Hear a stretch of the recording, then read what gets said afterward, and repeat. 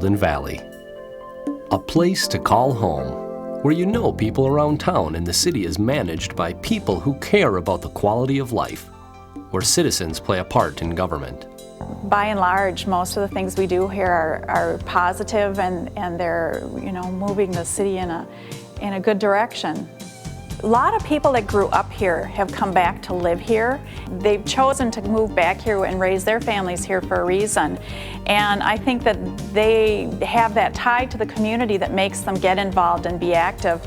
Golden Valley was one of the earliest suburbs to form a Human Rights Commission. Established in 1965, they had their first real test in 1967. Now the 60s were a time of a lot of civil rights and human rights strife, and a lot of things were happening. And it was very easy to be drawn into a political interest. One of the reasons I was on the Human Rights Commission was because of things like the Oliver Lyle case. This was a black man who worked at a nightclub in Golden Valley, The Point, and he lived in North Minneapolis, and he was stopped by police in Golden Valley 9 times in 1 month on his way home from his gig. Just driving through, and they see first that you were a minority, and then they arrest you, and then they determine what charges to make. And he sued Golden Valley. And this was like a wake-up call that things were happening in Golden Valley as well as the rest of the world as far as civil rights.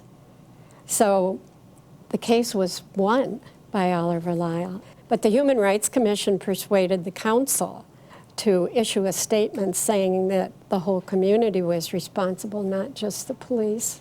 So in Golden Valley, it was more government than politics. Well, I think the one thing that we did, we encouraged some of our members of that little club group that I was telling you about to run for the city council and to seek appointment in the various committees. The reason I decided to run was because I had been observing the council and I had been thinking, I can do that job. So I ran. It was a fascinating thing to do, just to run in a campaign when you've never done it before is interesting.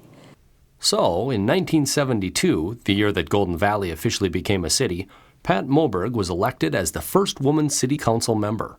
Golden Valley's Human Rights Commission has been very active in promoting affirmative action. John Mitchell helped Golden Valley become the first city in the nation to celebrate a citywide Black History Month.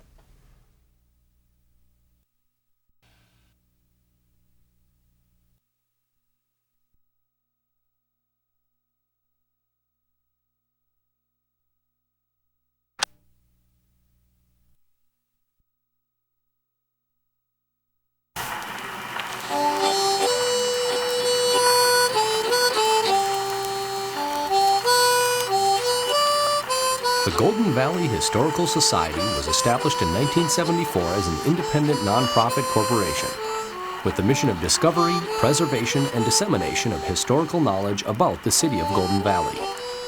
If you or someone you know have books, photographs, artifacts, or stories that relate to Golden Valley's history, please contact the Golden Valley Historical Society, currently serving the community with monthly meetings and programs during the academic year. Visitors and guests are always welcome.